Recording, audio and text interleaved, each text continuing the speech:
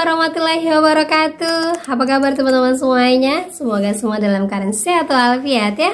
Ketemu lagi kita di channel saya, channel Desi Sutriani. Semoga kalian masih terus di sini untuk mendapatkan informasi-informasi yang terbaik dari saya tentang dunia perpinjolan yang sampai sekarang juga masih kita hadapi. Nah, kali ini saya akan membahas tentang pasal-pasal yang masih gencar diramaikan oleh Desi kepada nasabah-nasabah yang galbay. Apakah ini benar-benar berlaku ataukah ini hanya ancaman? Dan juga ada beberapa pinjol yang masih juga belum memenuhi modalnya. Harus sudah memenuhi modal minimum 2,5 miliar rupiah. Tapi faktanya saat ini ada sebanyak 26 perusahaan pinjol yang belum memenuhi ketentuan atau masih dianggap kurang modal oleh OJK. Dan ini kita akan lihat apa saja sih action OJK untuk pinjol-pinjol yang sampai hari ini belum bisa memenuhi syarat-syarat dari OJK. Nah, kita akan bahas, tapi sebelumnya buat kalian yang baru gabung di channel saya, jangan lupa klik tombol subscribe-nya, nyalakan notifikasi loncengnya agar terus hubung dengan saya. Oke teman-teman, ini dia buat kalian.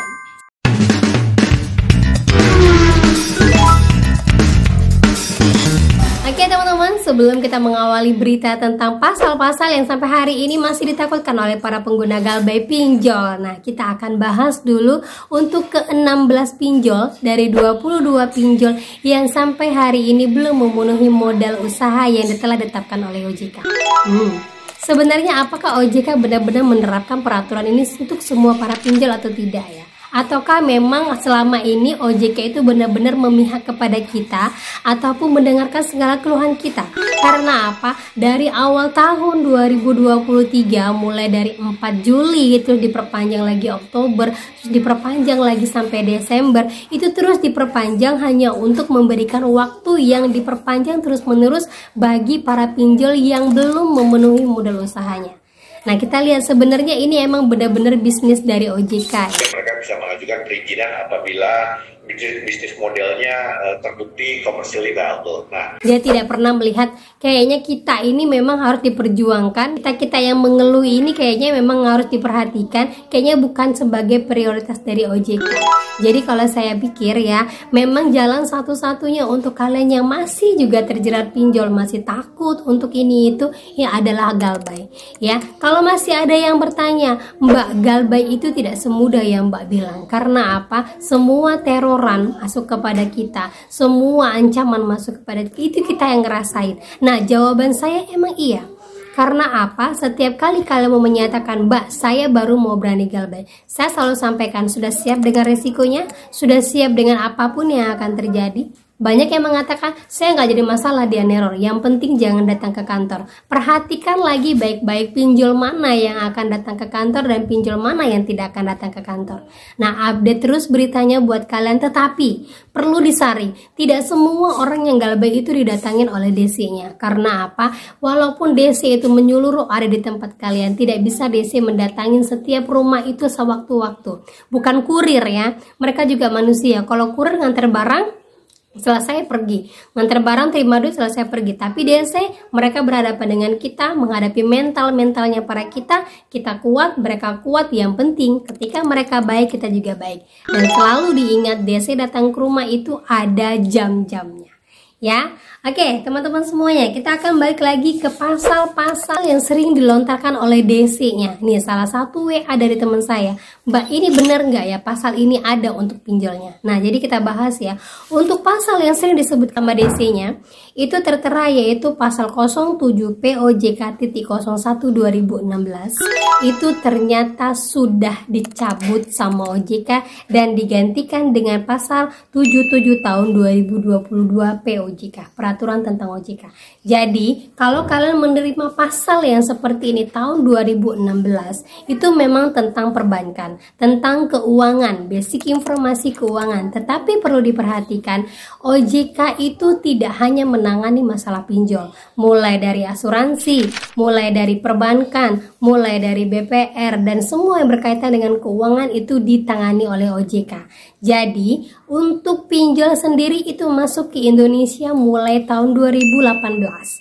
Kalau sudah ada yang mengirimi peraturan OJK tahun 2016, berarti peraturan itu bukan untuk pinjol. Itu adalah untuk perbankan ataupun BPR yang sekarang ini banyak tumbang akibat pinjol. Nah, ini teman-teman semuanya ya, banyak sekali yang mengeluhkan para pengusaha-pengusaha BPR ya, Bank Perkreditan Rakyat, usaha-usaha kecil yang bisa dikatakan bahwa usaha itu adalah sederet dengan koperasi, tapi koperasi dari lini bawah, lini atasnya BPR, lini atasnya lagi adalah perbankan atau bank yang sering kita datang-datangi untuk pinjam uang ataupun untuk menabung. Jadi buat teman-teman semuanya ya, kalau memang kita mau lanjutkan Galbay, kita lanjutkan saja. Karena apa? Seperti perbankan-perbankan pada umumnya, kalau tidak ada nasabah, mereka bisa collab. Kalau tidak ada orang yang menggunakan jasa, aplikasi tersebut dengan sendirinya akan bangkrut. Oke, lanjut lagi untuk pasal 378, yaitu mengenai pemalsuan data. Nah, ini banyak sekali ya dipakai sama teman-teman semua ya.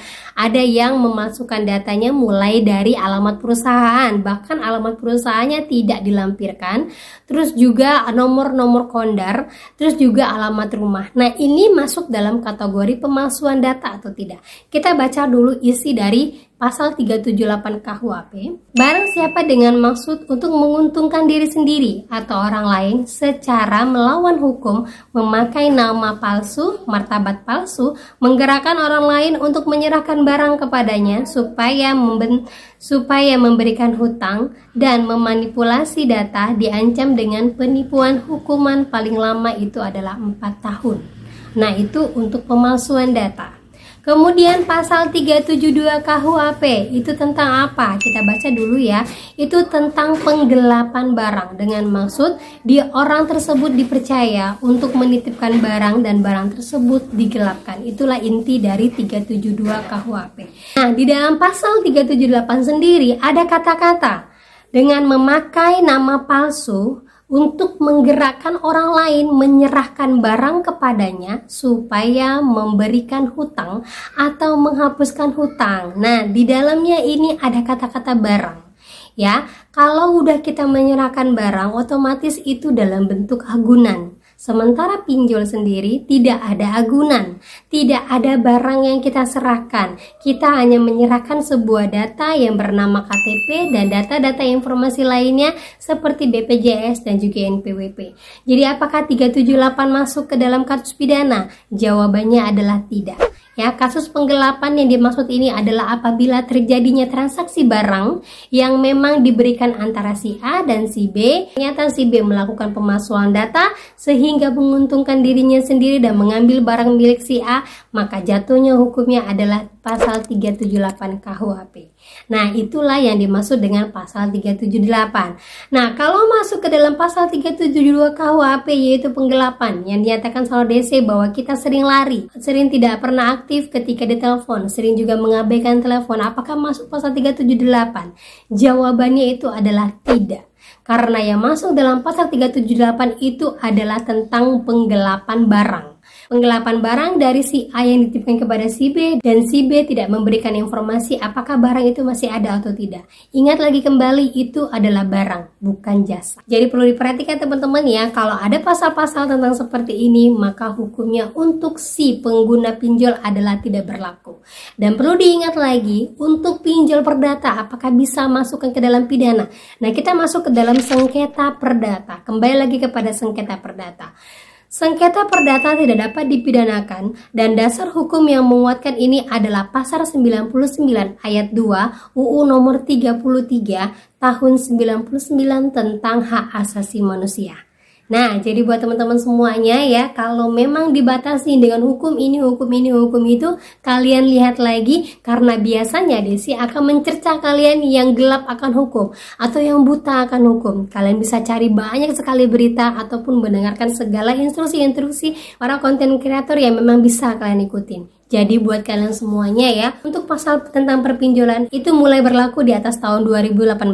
Karena apa? Pinjol masuk ke dalam Indonesia itu adalah 2018, maka perundang-undangan yang berlaku akan berubah hingga saat ini. Dan untuk saat ini yang berlaku itu adalah Undang-Undang tahun 2022 dengan surat edaran tentang OJK itu di tahun 2023. Ya, jadi buat kalian semuanya jangan khawatir untuk yang masih dicerita sama hukum ini, hukum itu. Banyak yang mengatakan nggak apa-apa hukumnya perdata, tetapi kan harus lihat hukum perdata yang seperti apa dan bagaimana agar kalian tahu, oh iya, dasar hukumnya ini benar bahwa memang yang namanya pinjol jatuhnya akan menjadi perdata.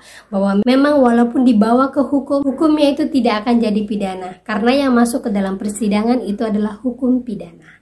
Ya, kalau hukum perdata bisa masuk dalam pidana, bisa. Itu hanya terjadi pada sengketa tanah atau sengketa warisan. Ya, itu sering kita dengar ya teman-teman ya, karena di dalamnya ada barang, yaitu tanah, yang memang yang akan disengketakan.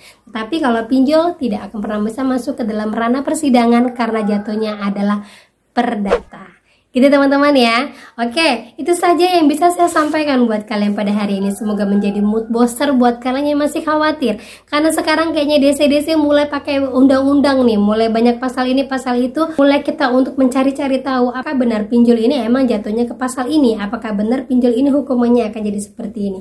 Nah, sekarang kita sudah tahu, berarti kalau untuk hukumannya orang galbah itu tetaplah perdata, asalkan kalian tidak pernah melakukan sesuatu yang menjadikan kalian hukum pidana. Gitu teman-teman ya. Oke, itu saja yang bisa saya sampaikan buat kalian pada hari ini. Semoga menjadi mood booster dan membuat kalian lebih kuat mental lagi. Akhir kata saya ucapkan, Assalamualaikum warahmatullahi wabarakatuh.